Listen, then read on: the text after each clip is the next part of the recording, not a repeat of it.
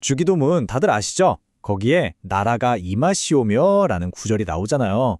우리한테 정말 익숙한 기도인데 혹시 이 기도문 안에 우리가 그냥 생각했던 것보다 훨씬 더 뭐랄까 현실적이고 강력한 어떤 삶의 방식이 숨어 있다면 어떨 것 같으세요? 오늘 바로 그 깊은 의미를 한번 파헤쳐 보려고 합니다. 자, 본격적으로 들어가기 전에 이거 하나만 먼저 생각해 볼까요? 여러분, 하나님 나라 하면 딱 하고 뭐가 제일 먼저 떠오르세요? 머릿속에 어떤 그림이 그려지시나요? 한번 생각해 보세요. 아마 많은 분들이 이런 거 생각하셨을 거예요. 그쵸? 저 멀리 하늘 어딘가에 있는 곳? 아니면 뭐 이 세상에서 고생 다 하고 죽으면 가는 그런 천국 같은 곳. 네, 물론 그런 의미도 있겠죠. 하지만 성경이 진짜 말하고 싶은 그림은요, 사실 그거보다 훨씬 더 크고, 와, 정말 역동적입니다. 핵심은 바로 이거예요. 하나님 나라는 어떤 장소가 아니라는 거. 그보다는 하나님의 다스림, 그분의 뜻이 이루어지는 현실 자체를 말하는 거예요. 그러니까 하나님의 선한 영향력이 있는 곳이라면 그게 우리 집이든 내 직장이든 심지어 우리 마음속이든 바로 거기가 하나님 나라가 되는 거죠. 정말 놀랍지 않나요? 자, 이 개념을 좀 더 확실하게 이해하려면 반대 상황을 한번 보면 확 와닿거든요. 분위기를 살짝 바꿔서 만약 하나님이 아니라 우리 인간이 왕이 되어서 다스리는 세상은 어떤 모습일까? 한번 들여다보죠. 여기 이 목록들 한번 천천히 보세요. 어떠세요? 좀 씁쓸하죠? 우리가 사는 세상의 모습이랑 너무 닮아있지 않나요? 돈이 신이 되어버리고 진실보다는 내 이익이 먼저인 세상. 힘 있는 사람이 약한 사람을 그냥 짓밟고 정직하면 바보 소리 듣는 곳. 사람의 가치를 성적이나 연봉 같은 숫자로 판단하는. 네, 이게 바로 사람의 나라가 굴러가는 방식입니다. 이게 그냥 뭐 추상적인 이야기가 절대 아닙니다. 자, 이 숫자를 한번 보세요. 1억 6천만. 이게 무슨 숫자인지 아세요? 지금 이 순간에도 학교가 아니라 공장에서, 거리에서 노동을 착취당하고 있는 아이들의 숫자입니다. 바로 사람의 나라가 만들어낸 끔찍한 비극이죠. 근데 이게 끝이 아니에요.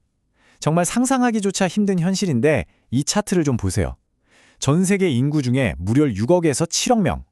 이 사람들이 하루에 2달러, 그러니까 우리 돈으로 채 3,000원도 안 되는 돈으로 살아가고 있어요. 이건 역시 사람의 나라가 만든 현실의 한 조각입니다. 자, 그런데 우리가 이렇게 절망적인 이야기만 하려고 하는 건 아니죠.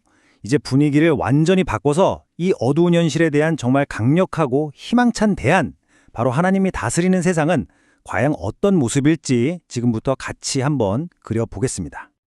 와, 이 화면이 두 세상을 정말 딱 하고 보여주네요. 한쪽은 착취, 무관심, 이기심, 이걸로 돌아가는 세상이라면 다른 한쪽은 회복, 긍휼, 정의가 중심이 되는 세상이에요. 이건 뭐 완전히 다른 DNA를 가진 거죠. 하나님 나라가 어떤 곳인지 한번 구체적으로 상상해 볼까요?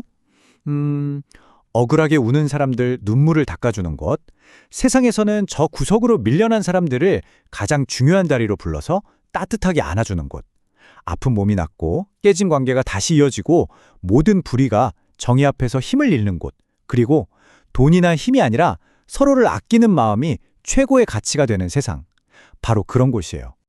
아니 근데 이렇게 좋아 보이는, 어떻게 보면 너무 이상적인 나라가 도대체 어떻게 이 땅에서 시작될 수 있다는 걸까요? 그 비밀이 예수님이 말씀하신 두 가지 진짜 놀라운 비유 속에 숨어 있습니다. 첫 번째는 바로 겨자씨 비유예요. 여러분, 겨자씨가 얼마나 작은지 아세요? 정말 먼지처럼 작거든요. 근데 그 보잘것없는 씨앗 하나가 땅에 심기면 나중에는 새들이 깃들 만큼 거대한 나무가 되잖아요. 바로 그거예요. 우리가 하는 아주 사소한 친절, 이게 뭐 되겠어 싶은 작은 정직함 하나가 누군가에게는 거센 비바람을 막아주는 커다란 나무가 될 수 있다는 것. 이게 바로 하나님 나라가 일하는 방식입니다. 그리고 두 번째 비유는 누룩입니다. 빵 만들 때 넣는 누룩 생각해 보세요. 반죽에 섞이면 보이지도 않고 아무 소리도 안 나잖아요. 근데 신기하게도 조용히 하지만 확실하게 반죽 전체를 부풀리죠. 하나님 나라도 똑같아요. 세상 속에서 막 요란하게 드러나진 않지만 보이지 않게 스며들어서 결국에는 모든 걸 바꿔버리는 그런 엄청난 내적인 힘이 있다는 겁니다. 자, 이제 진짜 제일 중요한 부분이에요. 지금까지 한 이야기들을 그냥 좋은 말이네 하고 끝내는 게 아니라 우리 각자의 삶으로 한번 가져와 보자는 거죠. 왜냐하면 하나님 나라는 저 멀리서 그냥 기다리는 게 아니라 바로 지금, 바로 여기서 우리가 살아내야 하는 현실이기 때문입니다. 예수님이 이런 말씀을 하셨어요. 하나님의 나라는 너희 안에 있다. 와, 이 말 한마디가 우리한테 정말 엄청난 가능성을 열어주는 거거든요. 더 이상 언젠가 올 미래를 어떤 장소를 막연하게 기다릴 필요가 없다는 거예요. 그 나라가 이미 내 안에 있고 바로 나를 통해서 이 땅에서 시작될 수 있다는 선언인 거죠. 그러니까 우리가 나라가 임하시오며라고 기도할 때 그건 단순히 하나님, 저기 저 세상을 좀 바꿔주세요 하는 요청이 아닌 거예요.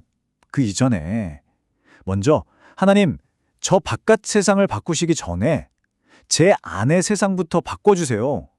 저부터 변화시켜주세요라는 아주 솔직하고 간절한 고백이 되는 거죠. 그럼 우리는 구체적으로 어떻게 이 나라의 시민으로 살 수 있을까요? 사실 그렇게 거창한 게 아닐 수도 있어요. 여기 한번 보세요. 그냥 옆 사람의 아픔에 무관심했던 걸 공감으로 바꾸는 작은 선택. 다들 세상이 너무 어두워 라고 말할 때 그래도 나부터 작은 불 하나 켜보자 하는 용기. 세상이 너무 차갑다고 같이 냉소하는 대신 그래도 사랑하는 걸 포기하지 않는 끈기. 네, 바로 여러분의 집에서, 여러분의 일터에서 이렇게 새로운 현실의 시민으로 살아보는 것, 그게 바로 시작입니다. 그래서 마지막으로 이 질문 하나를 여러분께 던지고 싶습니다.